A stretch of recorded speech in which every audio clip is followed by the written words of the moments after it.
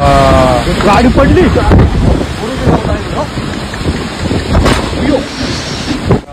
राज्यामध्ये 2 दिवसापासून पावसाने चांगला जोर धरलेला आहे. काही ठिकाणी नदी नाल्यांना पाणी देखील येत चालल्याची स्थिती पाहायला मिळत आहे. मात्र आज पावसाने चांगला जोर धरलेला आहे. ज्या ठिकाणी आज पाऊस झाला नसेल त्याही ठिकाणी आता पुढच्या काही तासामध्ये पाऊस जे आहे ती वाढण्याचे संकेत देखील हवामान विभागाने दिलेले आहेत. सध्या स्थितीला हा जो व्हिडिओ बघत आहात हा पुणे जिल्ह्यातील आहे. पुणे जिल्ह्यामध्ये अचानक आलेल्या पावसामुळे काही ठिकाणी मोठ्या प्रमाणात झाडांची पडझड देखील झालेली आहे. व तुम्ही हा लाईव्ह व्हिडिओ एकदा बघू शकता. यामध्ये वाऱ्यांचा वेग देखील किती मोठ्या प्रमाणामध्ये पाहायला मिळत आहे. बऱ्याच ठिकाणी जे आहे ती मोठ्या प्रमाणात नुकसान झाल्याची देखील माहिती पुणे जिल्ह्यातून आलेली आहे. पाहू शकता 30 ते 35 मिनिटांच पाऊस आलेला होता. मात्र पावसाने पूर्णपणे सगळ्या शहरामध्ये पाणी केलेलं आहे.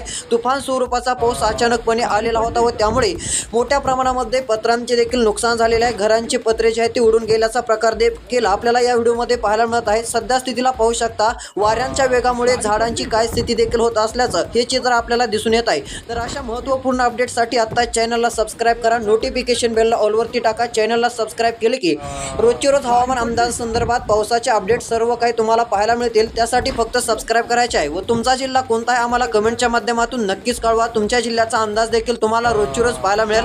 आता मध्यम ते मुसळधार स्वरूपाचं पावसाळी वातावरण हे राज्यातील बहुतांश भागात वाढत जाणार आहे. त्यातले त्यात पुणे या ठिकाणी अशा प्रकारचा पाऊस सुरू आहे. मोठ्या प्रमाणात वादळी वाऱ्याने शेती पिकांचे नुकसान देखील झाल्याची माहिती आता समोर आलेली आहे. वीज पडण्याचे देखील प्रकार हे मराठवाड्यासह पश्चिम महाराष्ट्र पुणे विभागात देखील पाहायला मिळालेले आहेत. त्यामुळे पाऊस येत्या टायमिंगला थोडं सतर्क राहणे देखील गरजेचे आहे. भेटूया पुढील व्हिडिओमध्ये. धन्यवाद.